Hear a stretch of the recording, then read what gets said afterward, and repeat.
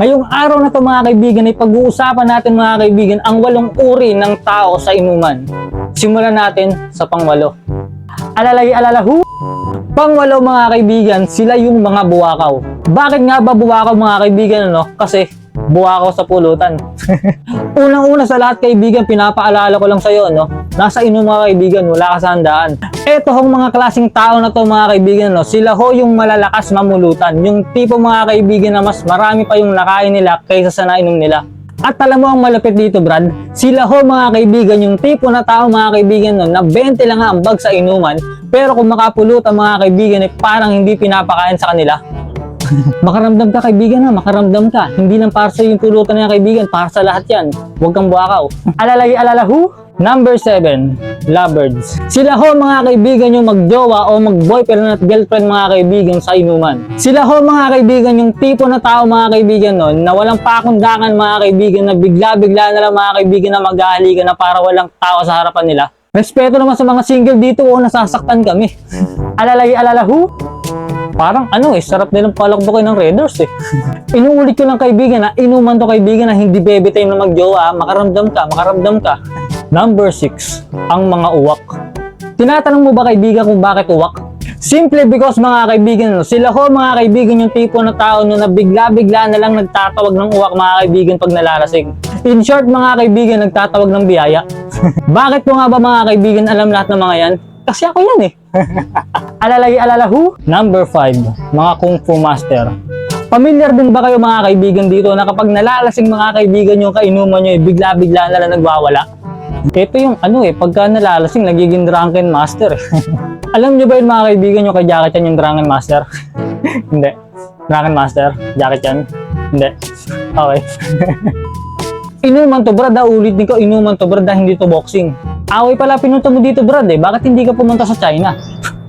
Alalay alalahu. Sa madaling salita ho mga kaibigan etong mga klaseng tao na to mga kaibigan na mahirap kainuman dahil bigla-bigla na lang nagiging sihok. Sihok po yung nagiging kulay green pag nagagalit. Number 4, mga paladasal. Eto ho mga kaibigan yung tipo na tao na kapag nalalasing mga kaibigan bigla-bigla na lang nagiging mabuting tao at nagdadasal mga kaibigan sa lamesa. In short ho, nakatulog na ho sa lamesa sa kalasingan. Parang pagka ito yung kasama mo sa inuman, bigla-bigla ka na lang magiging mabuting tao dahil mga palagi nagdadasal Number 3, mga historman. Eto ho mga kaibigan yung klaseng tao na to mga kaibigan yung pinakamalupit sa lahat. Alam mo kung bakit kaibigan? Alam mo kung bakit? Puta pagka nalalasing yung mga historman na yan mga kaibigan, alam mo kung saan napupunta yung usapan kaibigan? Gaano kalalim ang mundo? Totoo kaya yung Agartha? Totoo kaya yung mga taong higante nung sinaunang panahon? Kung pinupuk-puk-puk ko yung ulo mo, mukha bang alam ko hayop ka? Mukha bang nabuhay na ako nung nabuhay sila? Alalay alalahu. Sila ho mga kaibigan yung klase ng tao mga kaibigan na bigla-bigla na lang mga kaibigan na nagiging teacher na sa sobrang daming alam mga kaibigan hindi na ho inuman yung nangyari. Naging discussion na ho mga kaibigan ng history ng mundo. Number 2, mga sinasapian. Sila ho mga kaibigan yung tipo na tao na kapag nalalasing mga kaibigan bigla-bigla na lang nagiging foreigner. Sila ho mga kaibigan yung nag-i-English na pag nalalasing. Eka pa niyan, who the fuck is that boy? Sila ho yung mahirap kausap mga kaibigan kapag nalalasing. Alam nyo kung bakit?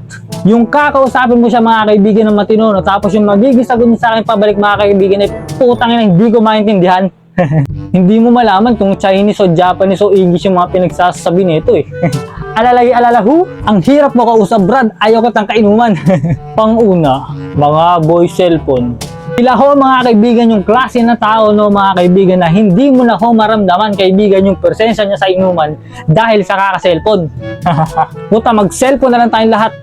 Alalay alalahu. Do you feel me kaibigan? Do you feel me? Kasi ho mga kaibigan ang isa sa magiging sakit nyo ho mga kaibigan dahil sa kaka-cellphone nyo sa inuman nagiging anti-social na ho kayo. Hindi na ho namin nararamdaman yung presensya nyo sa inuman. Dahil sa kaka-cellphone mo kaibigan wala ka nang naiambag sa usapan. Kasi ho mga kaibigan ang cellphone ho mga kaibigan at ang social media mga kaibigan ay ginawa to communicate mga kaibigan. Pero kung gagawin mo yan kaibigan magse-cellphone ka sa inuman mga kaibigan ang mangyayari mga kaibigan parang nilalayo mo yung sarili mo sa amin. Bakit? Alien ka ba? Kasi ho mga kaibigan ang kahahantungan ho mga kaibigan dahil sa pagse-cellphone mo sa inuman mga kaibigan, hindi na ho namin maramdaman yung presensya mo. Para kang multo. So yun lang, like, comment, share, subscribe kayo mga kaibigan ko na gustuhan nyo to, no? Bye-bye.